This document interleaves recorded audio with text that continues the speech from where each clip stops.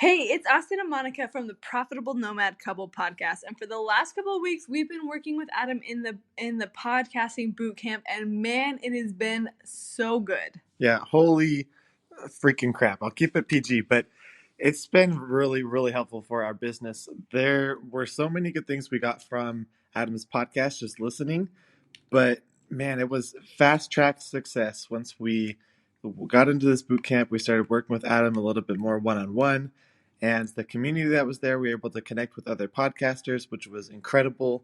And just all the help and support that we got, it's really been a game changer for our podcast and our business as a whole. Yeah, honestly, before we joined the boot camp, we were feeling really unaligned with our business, and we knew we wanted to take it in a different direction, but we didn't know which direction to go in. And Adam really provided us with so much clarity. He really helped us get the framework and get going, and it's been amazing. So thanks, Adam. You are the best. What's up, Pod Pals? It's your buddy Adam, and you are listening to Podcasting Business School. It's the show where I teach podcasters simple strategies to help you make more money, get more clients, and build a profitable online business. And with my show here, I am super focused on helping podcasters like yourself solve 4 big problems. 1, how to optimize your podcast launch. 2, how to grow your podcast. 3, how to convert more listeners into paying clients. And 4, how to simplify your online business strategy. And y'all, I'm excited about this one because we're talking about 3 traps that content entrepreneurs must avoid. And I think we're going to check all 4 boxes today. I think we're going to give you some strategy and discuss a few things that are going to help you across the board with launch, growth, monetization, and simplification of your online business. Now, if you need any help with kind of moving the needle a little bit faster with any of those 4 big problems, make sure you check out the link in the show notes for my podcast profit potential discovery call. That is a way we can link up and talk about how I can help you with my coaching programs to move through your podcasting journey a little bit more effectively and efficiently. So today, these 3 traps are 3 situations that I see people falling victim to. All right. I see people like yourself falling into these traps and we don't get out most of the time. All right. So I'm going to unpack these a little bit, challenge you to think a little bit differently. We're going to challenge some kind of industry standards, some industry norms that you're hearing a lot of people say to do. I'm going to say, hey, think about this a little bit differently. So we're going to start off with the first trap, which I know a lot of you are transitioning from a 9-to-5 into entrepreneurship. And that transition in and of itself is a trap that you can fall into. And it's all based around the way that you are compensated for each of those situations. So to kind of use a broad brush and paint with a broad brush here, when you're in a 9-to-5, you are primarily compensated for time spent working on a job. And there are bonuses, incentives, and all that stuff. But the primary deal is you show up for a certain amount of time, you are guaranteed a certain amount of pay per hour or money per year as a salary. So that is kind of, again, I get it. There's a lot of little nuanced things here with incentives, but broad brush speaking, when you're a 9-to-5 employee, you're compensated for time spent working. People that transition from a 9-to-5 into entrepreneurship have a hard time because entrepreneurs are paid differently. We're compensated differently. First things first, we have to compensate ourselves. There's nobody writing a paycheck for us, which can be a little bit confusing, intimidating, scary. But entrepreneurs are compensated for solving problems. But the real difference is that entrepreneurs are compensated more for speed to result. So I realize as a 9-to-5 employee, you are paid to solve problems and to do a job. But again, primarily comes down to the time spent working. And with entrepreneurship, it's almost the opposite. The faster you can help somebody solve a problem, the more you can charge. And not enough people transitioning from a 9-to-5 to entrepreneurship understand this. I see a lot of you out there that are you're busy doing all the things and you're frustrated because you're used to being busy and putting in work and getting paid. And you're like, yo, I'm doing all this stuff and I'm not getting paid anything. I hear the phrase, I feel like podcasting is just a really expensive hobby instead of a business. I hear that a lot. I know a lot of you have thought that. You're like, I'm paying people to edit my show and I'm downloading and buying all this tech and equipment and I'm spending all this time creating content, talking to people and doing all this stuff, signing up for courses to learn how to do things.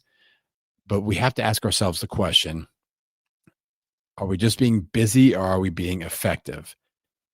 And are we, by being effective, are we doing the thing that is producing a result for us? All right. Are we solving problems for our clients? Are we trying to solve them as fast as possible? And are we being compensated for that? For most of us out there getting started with this transition, that's a big fat no. So, one of the key action steps as you make this transition is you have to be able to hold yourself accountable or find someone else to hold you accountable, aka a coach, being accountable to the things that get you closer to the result that you're after. So if you're like, I want to build an online business, I want to leverage my show to convert listeners into paying clients, we have to figure out what are the key performance indicators, those things that you need to be tracking and doing on a regular basis that actually move the needle in the correct direction. Too many of us are out there, creating all these social media assets. Oh, this is what I'm supposed to do. I'm staying busy. I create content and I create social media assets, and it takes me a long time. And then I'm trying to build email funnels and I'm trying to do this newsletter thing or build lead magnets. And I got to build a sales page and I got to do all this. But what we aren't doing is connecting with clients, closing deals, and helping them solve problems. We're doing all this peripheral stuff that is just keeping us busy, but it is not building our business. It is not paying the bills. All right. So that's a key step in this. Again, being able to you have to figure out what it is that's going to move that needle for you in the right direction from a business perspective. What are the effective tasks and not just the busy work tasks? When I work with people, whether in a group, one-on-one coaching, my hybrid coaching programs, when I'm doing their onboarding, I make a promise to them. I go, listen, the more that we spend time together, my goal is every time we hang out, whether it's a one-on-one call, group chat, office hours, every time we have that connection point, I might give you something to do or a task to do or a thing to focus on. But once we accomplish that thing we're working towards, that should eliminate more things than what we added. So if I give you one tool or one process to implement, I want that to eliminate at least 2 other things that you don't have to do anymore.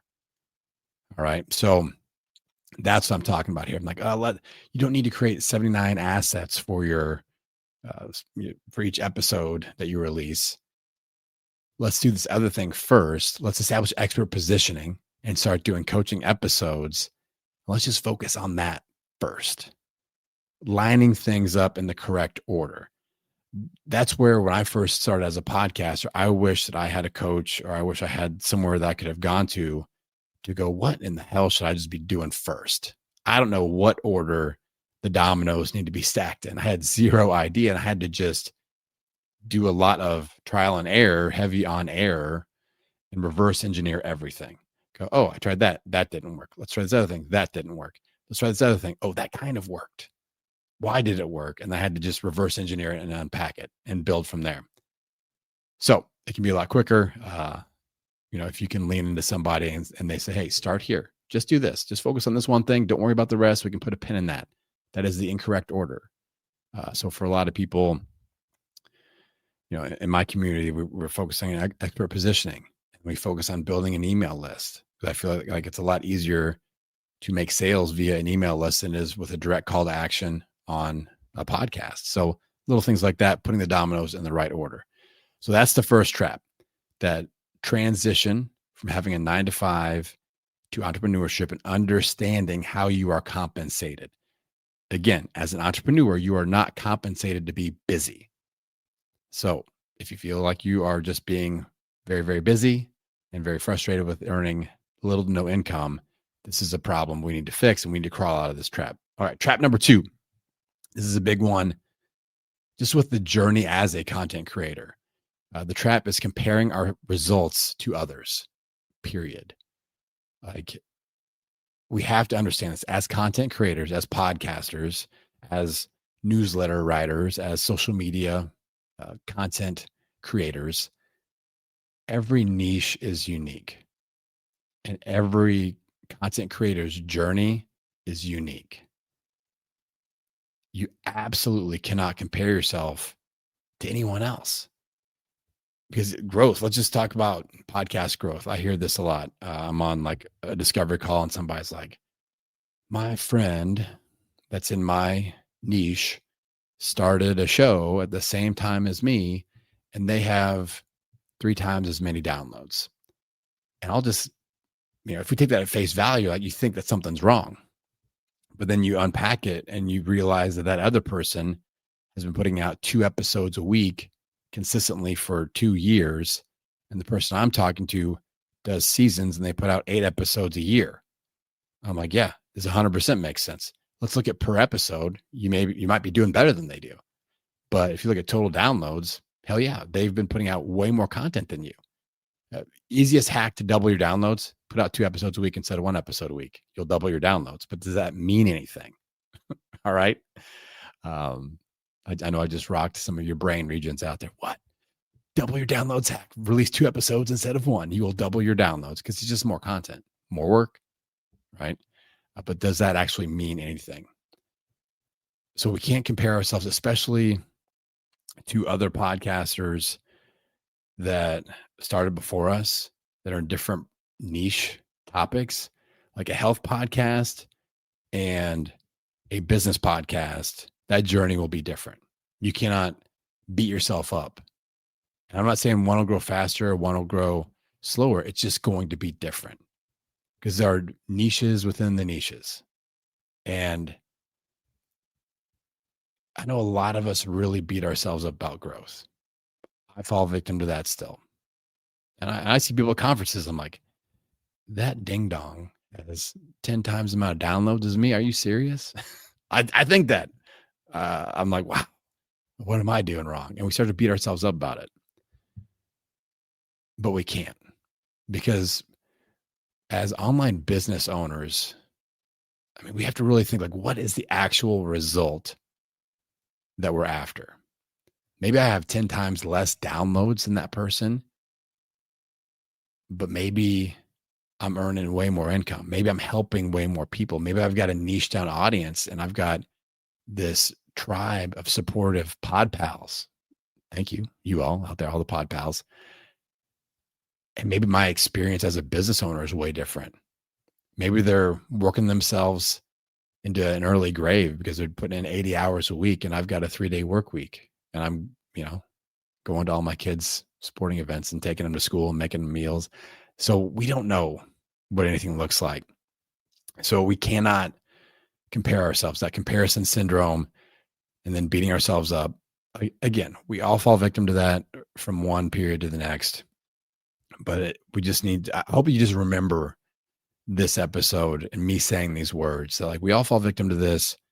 We just got to escape that as soon as we can, because it's not going to serve us well. Now, what I do like to do, like, okay, Adam, what's the alternative to this? We have to track our own unique journey. So especially when I get a one-on-one coaching client, I create this little dashboard and we track their KPIs, their key performance indicators. And it's a shared Google Sheet dashboard. And we come up with, like, all right, what are the 5 things that we're going to track month to month, year to year? Usually it's things like, what is our email list? What are our monthly podcast downloads? What is one key social media platform? What is revenue? Maybe. So there's like 4 or 5, maybe 6 key performance indicators. How many discovery calls are we doing? And we're going to track that unique journey. I've got some clients I've been working with for multiple years. And what I like to do is go with a year over year comparison, because month to month, is that can be a trap in and of itself. Like 1 month of downloads. So, okay, here's a great example. I'm going to fix. So I know some of you fell into this trap recently. I can't remember if it was June or July, but there was a recent month. Like I release my episodes on Tuesdays, and there was a recent month this summer. I think it was July that had 5 Tuesdays, and June and August had 4 Tuesdays. And a lot of my clients, for whatever reason, release on a Tuesday as well. So guess what happened to our downloads? In June, they were a certain number. July, up, big up. And then August down from July. What happened? I had a lot of conversations of like, why did that dip happen? It went up and then went down significantly.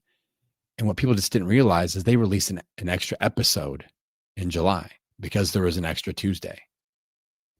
Is there any reason for us to beat ourselves up about that? No. So month-to-month comparisons in downloads, revenue, all that can be pretty tricky. So I like getting with clients and looking at their dashboard year to year. So we go, oh, July 2024 to July 2025. Let's look at those KPIs and compare. Where's our email list from a year ago? Where's our main social media account from a year ago? What is our monthly revenue compared to a year ago? And we want to beat those numbers. So I'm big on tracking that year over year comparison growth versus month to month. Okay, so that is trap number 2. Trap number 3. This is where I'm going to go a little bit counterintuitive, counter to what you're hearing from lots and lots of people in the industry as a content creator. I feel like it's a major trap to put pressure on ourselves to be everywhere on social media. To be, and not just everywhere, but be really good, if not great, across the board. And we see people, Gary V, all these influencers, Hormozy, Lewis Howes, all the people, Amy Porterfield. You see them like, oh my God, they're exploding. They have huge growth everywhere. And let me just tell you something. Just for those of you, especially that are newer to content creation and content entrepreneurship, online business ownership, like we just see these people and we're like, I got to do what they're doing. So I got to be everywhere and I got to be great everywhere. But here's what I'm seeing. I see people that just do one platform and they are great. They're making a lot of money. They're growing and they seem to be really, really happy. I see people that just do Substack and that is it. And they do great. I see people that just do TikTok and that is it. And they do great. I see people that just do audio podcasting like me and they are great. I see people that just do YouTube and they are great. I see people that just do newsletters and they are great. Like that's the only thing they do. And they're great and they make money and they are happy and they're fulfilled and they're growing with just one focused platform. Now, what I think a lot of these bigger brands, like Amy Porterfield, the Hormozy, Gary V, Lewis Howes has a giant brand. But what a lot of people don't realize is Lewis Howes was a LinkedIn expert. That's where he started.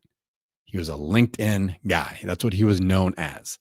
And he grew a community. That was the seed of everything else. LinkedIn. Big following, started doing these meetup things, started doing live event things, and then it blossomed from there. And when he went to multi-platform, he already had revenue and a following and a team in place. And that's when, he's on Ellen and he's doing all these things.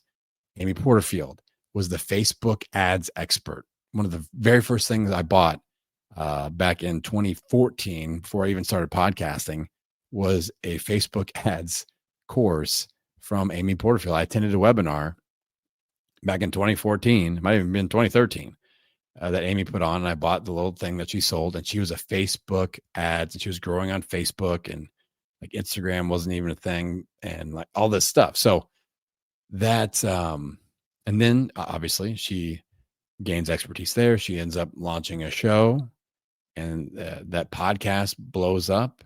Then she dives into Instagram, all these different platforms, and now she's got a large following everywhere.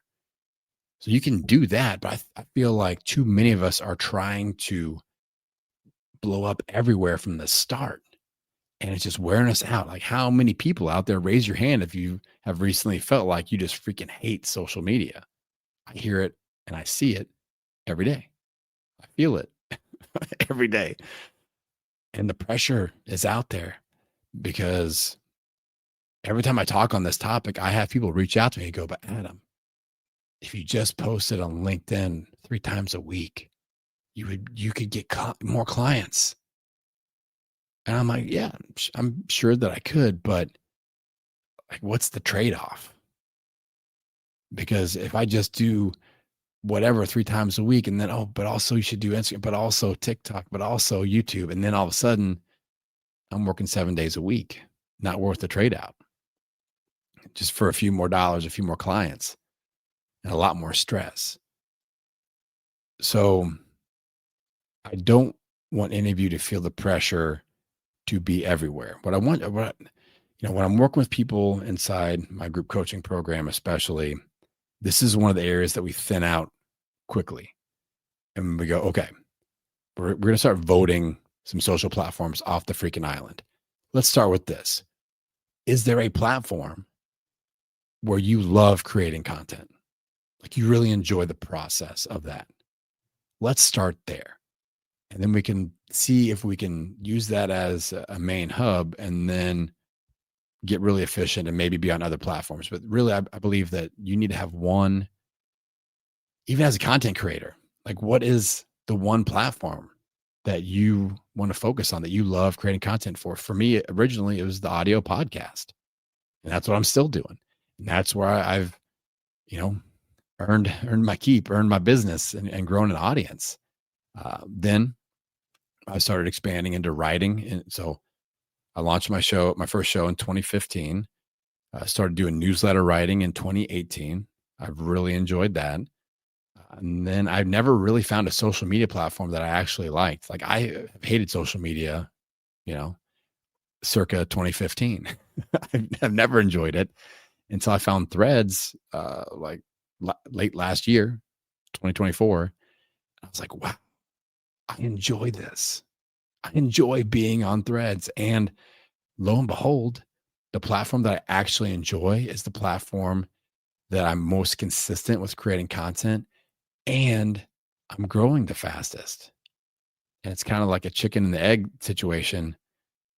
Like, I can't get consistent with LinkedIn because I hate being on LinkedIn. I hate getting the DMs that are just, people are just like selling all the time and pushing and pitching.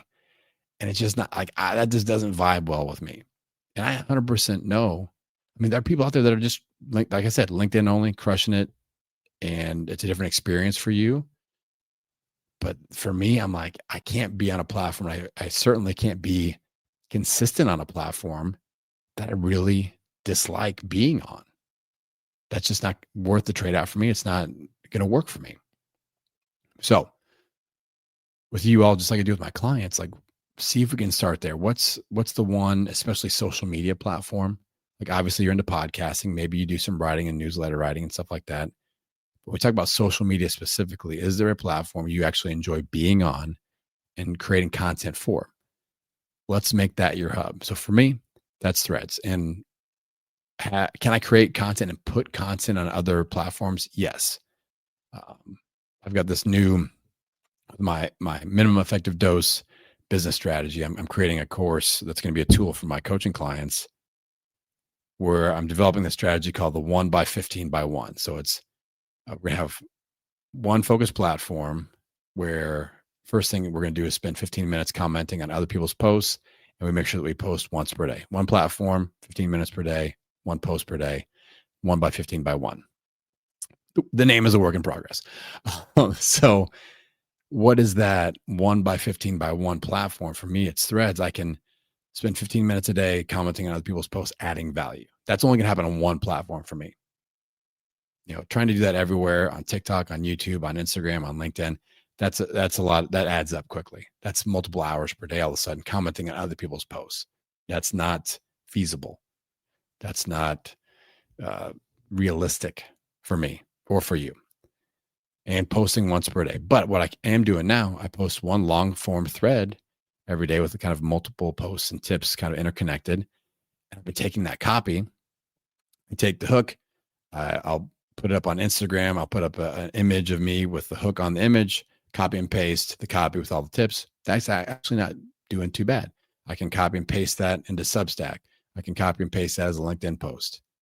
And then I get off LinkedIn as fast as possible because I'm going to get those automated messages. Hey, I want to sell you this thing, or I want to be on your podcast. No, LinkedIn's great. I'm sorry. I apologize that I'm hating on LinkedIn so much today. That's poor form, but that allows me to be active and engaged and like really enjoy creating content on one platform. And I'm seeing growth. Like if you have a focused social media platform, you should be seeing growth. You should primarily, let me rewind that. You should first love creating that content. Second, you should love interacting on other people's posts. So that's easy as well. That feels good. You're adding value. You're seeing growth. You should see people popping into your email list. You should be getting, followers. You should be getting podcast subscribers, and you should be getting clients. If you can't check most of those boxes, we got to keep looking. And for me, none of those boxes, or most of those boxes were not getting checked until Threads came along. And I tried it out. But here's the thing. I do not want to FOMO you into Threads. Like if you are checking most of those boxes with TikTok or YouTube or whatever, you don't need to add another platform. Just keep doing what is working and keep building upon that. All right. So those are the 3 traps that can bury a content entrepreneur and really stall out your journey. So hopefully this has been helpful for you. If you need some help with navigating these traps, my coaching programs are a great opportunity. All right.